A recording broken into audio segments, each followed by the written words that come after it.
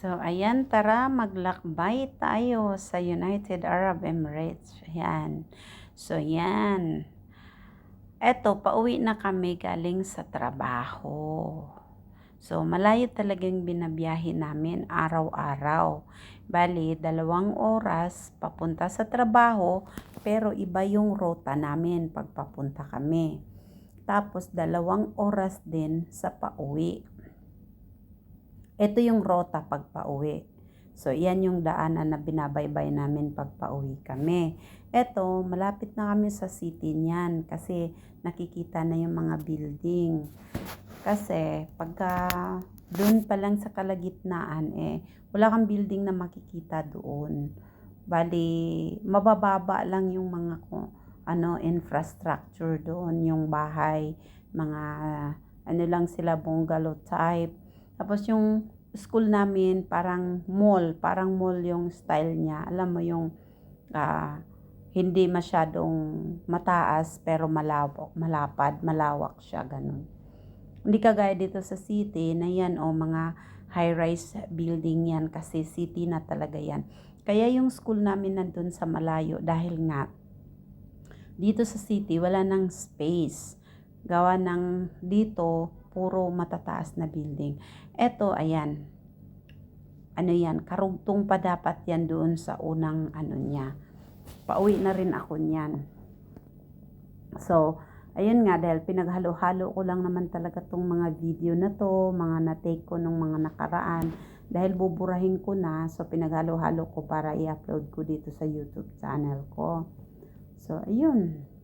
May pagkabulol, diba? YouTube channel. Ano ba yan? Ito yung rota pag papunta kami, papuntang trabaho. So, 2 hours din ang biyahe namin, binabaybay namin tong daanan na to. So, yung National Aquarium na yan, humihinto yung mga bus dyan sa tapat mismo ng mga nakikita nating building na yan. Kasi aquarium yan, malaking aquarium ng Abu Dhabi. Magi-stop yung bus dyan dito sa tapat. Pinatay ko kasi yung video dito kasi nga maghihinto na. So, syempre marami kasing tao na mavivideohan ko, which is hindi masyadong dito yan, legal na i-upload mo yung maraming tao. Medyo alanganin. Baka mamaya mapanood nila, magreklamo sila. So, ayun. Bali, huminto talaga yung bus dyan. Hindi, ito na pinagdugtong-dugtong ko na ng mga video. Ang tawag sa atin, doon sa pinaghintuan, junction sa Pilipinas. Ang tawag dito, interchange. Yung interchange siya, ibig sabihin, pwede kang bumaba dyan, tapos doon sa pupuntahan mo, magpapalit ka ng bus, yung ibang number ng bus naman yon na doon pupunta sa mga rota na kung saan yung destination ng bawat isa. Dito, maraming bus na dadaan dyan. 2 digit, 3 digit. Pag 3 digit, ibig sabihin, malalayong city ang biyahe.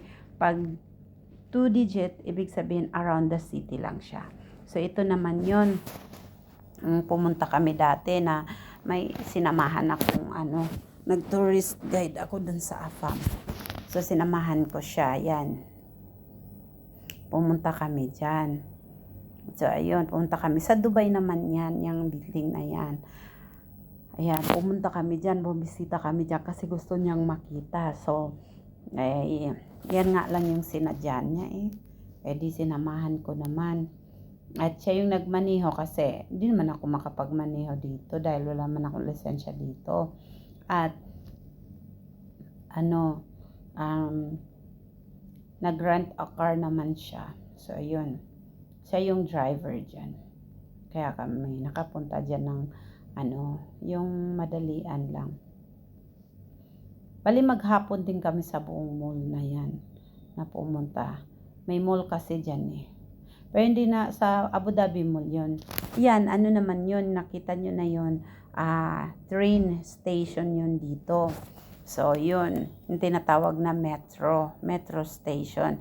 Ibig sabihin, train ang mga doon, nag-i-stop sumasakay yung mga tao, bumababa, yun. So, ganyan. Dito, ang kalsada, hindi talaga siya traffic. Kung makikita nyo, ayan, kanina pa na tumatakbo itong video na to, magkakaibang daan na yung mga dinaanan. Ang luwag talaga, tingnan mo, walang gitgitan. Hindi ka magmi-minor. Magmi-minor ka lang ng in certain place or area dun sa designated speed na ibibigay nila. Halimbawa, kung may mga construction ongoing, so mag-minor ka like 60 kilometers per hour. Ayan na yung itinor ko, si Mr. Jim. Kapag naman medyo after ng construction, makita mo, pwede nang tumakbo ng ang bus 80, tapos ang mga kotse 100. Pag ang bus nag 100, 80 lang tagay yung maximum ng mga bus malalaking bus. Tapos pwede mag 120 yung mga kotse. Ganun ang takbuhan diyan. So talagang mabilisan yung mga takbo nila kasi maluwag yung kalsada. Kumbaga hindi gitgitan, hindi traffic. Yan, yung kagandahan dito. Kasi kahit malayo yung pupuntahan mo, mabilis ka makarating dahil nga walang traffic. Hindi kagaya sa Pilipinas na kahit malapit-lapit lang, hindi naman kalayuan, pero nag-spend ka na ng mahabang oras sa biyahe dahil nga na-stuck ka na sa traffic. Dito walang ganon. Walang traffic dito. Sobrang luwag ng kalsada. Yun nga lang, kung ikaw yung nagmamaneho, malilito ka dun sa mga dadaanan, mga araw-araw nila dyan, yung pag-shift ng lane. Pero kami dyan, hindi naman kabisado niyang nagmamaneho dahil hindi naman siya taga rito. Pero gumamit niya ng GPS. May sinusundan kaming GPS dyan. Sa harapan, yung phone niya. So, yung nagtuturo sa amin kung saan kami pupunta, saan kami dadaan. So, iyan. Mahaba-haba tong video na to. So, yun lang. Salamat sa panonood, guys. Salamat ng marami. Though konti lang nanonood ng mga video ko, masaya pa rin ako. Pero, pa-subscribe na lang din po para madagdagan yung 202 ko. Thank you and God bless.